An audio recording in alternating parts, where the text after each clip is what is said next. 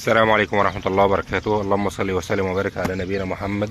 أهلا ومرحبا بكم في حلقة جديدة من قناة زراعة بسيطة. محب الزراعة، النهاردة هنتعلم مع بعض طريقة تحضير أقوى سماد ممكن نحضره مع بعض. السماد غني بجميع العناصر اللي بيحتاجها النبات.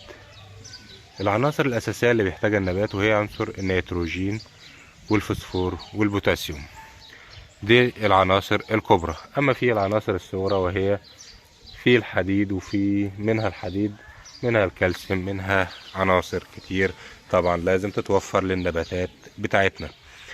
احنا جايبين لكم ده زبل الحمام او زرع الحمام. ده يعتبر غني بجميع العناصر اللي بيحتاجها النبات بتاعنا او جميع النباتات بتاعتنا. هنتعلم ازاي نحضره بطريقة كويسة او الطريقة الصحيحة عشان يفيد النباتات بتاعتنا بصورة اكبر، والقيمة اللي احنا عايزين نوصلها للنباتات بتاعتنا نوصلها لهم بطريقة سليمة. كل اللي احنا محتاجينه هو زبل الحمام او زرع الحمام. ممكن نضيف عليه اي مخلفات اللي هي المخلفات التانية برضو بتاعت الطيور عادي، ممكن نستخدمها زي البط او الفراخ. برضو يعتبر تاني حاجة بعد زبل الحمام غنية بالعناصر اللي بيحتاجها النباتات. يعني اول حاجة هي زبل الحمام، تاني حاجة الحاجة بتاعت الفراخ، الدواجن او البط، اللي بعد كده بتاع الحصان او الحمار، ده بعدهم. بعد كده روث البهايم. يعتبر دول افضل الاسمدة العضوية الطبيعية اللي احنا ممكن نسمد بيها الزرع بتاعنا. كل اللي احنا محتاجينه هو طبعا زرع الحمام او زبل الحمام وجيركن فاضي والمية بتاعتنا عشان نحللها. انا حاطط شكارة اهي. الشكارة دي عشان لما نيجي نشيل بعد ما بيتحلل تبقى المية صافية. ممكن نحطه وبعد كده نصفي بمصفى عادي، وممكن بالطريقة دي برضو عادي. وان شاء الله بنسيبه لمدة 5 ل7 ايام في المية يتحلل مع نفسه. ده تحليل لا هوائي. تتفاعل البكتيريا معاه وبيدينا السماد اللي احنا محتاجينه بصورة اعلى. اول حاجة بنحطها في الشكارة بتاعتنا اهي.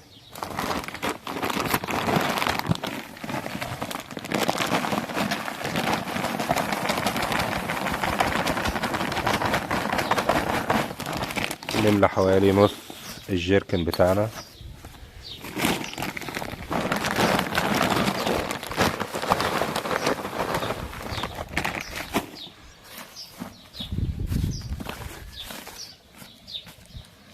وبعد كده بنكمله بالمية.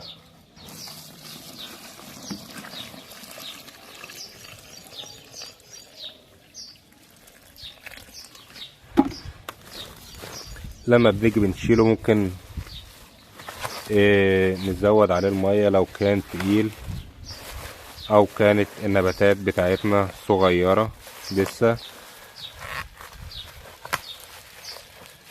فبنسيبه بالطريقة دي لمدة 5 ايام. يفضل تغطيته جيدا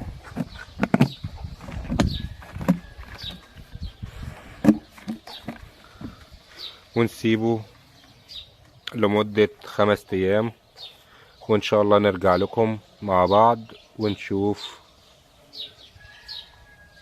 النتيجة بتاعتنا هتكون ايه. رجعنا لكم تاني بعد 5 ايام. عشان نشوف المحلول شكله بقى عامل ازاي. لونه بيدي على بني شوية بسبب التخمر الجيد له.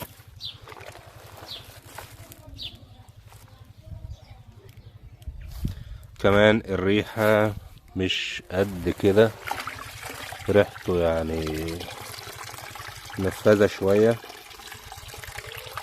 بنصف كويس اللي في الشكارة.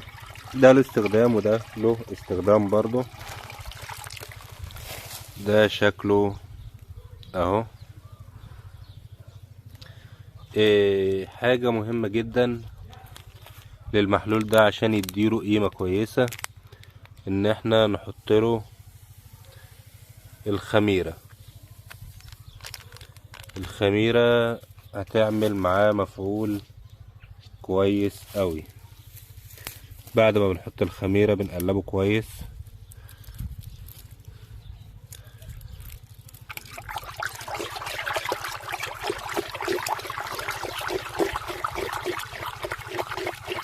المحلول ده يعتبر محلول مركز. يفضل ان احنا نحط عليه مية، يعني المفروض ان احنا نكمل الجردة المية. حاجة تانية بالنسبة للحاجة دي اللي احنا كنا عاملينه، ده الزبل الاساسي له استخدام برضو. هنستخدمه ازاي؟ هنتعلم مع بعض طريقة استخدامه، ونتعلم برضو طريقة استخدام المحلول ده. المحلول معانا اهو بعد ما عبيته في ازازة. ممكن نحطه لأي اشجار عندنا، يعني بفضل استخدامه للدراجون. كمان حطه كده، هشوف النتيجة عامل ازاي. كمان في عندنا الورد، ممكن نحط منه بس نحط بكميات قليلة عشان ما يحرقش الجذور.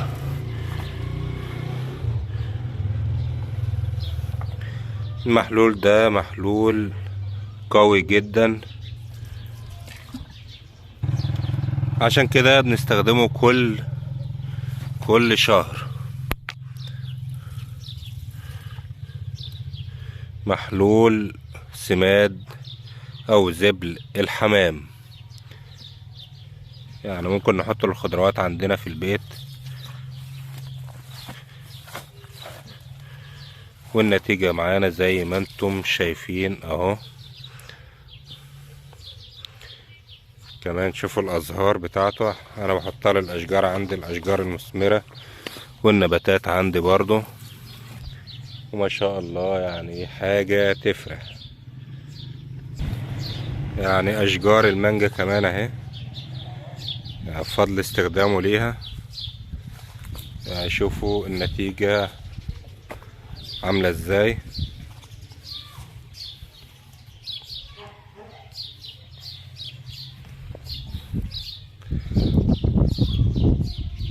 ده بالنسبة للمحلول، عرفنا وتعلمنا طريقة استخدامه. هنشوف بقى مع بعض ازاي نستخدم الزبل نفسه، لكن استخدامه لازم يكون بحذر، عشان لو استخدمناه بطريقة غلط هيأثر على النباتات بالسلب طبعا. دي شجرة قشطة هنستخدمه ليها. بنيجي جنب الجدر بعيد عنه شوية وبنحفر حفرة، نحاول نغوط الحفرة على قد ما نقدر.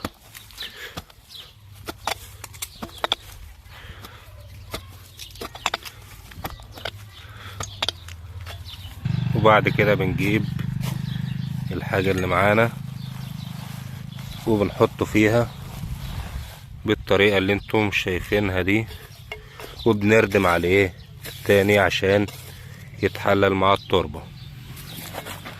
في النهاية نشكركم لمتابعتنا، وتابعونا ان شاء الله لمعرفة المزيد.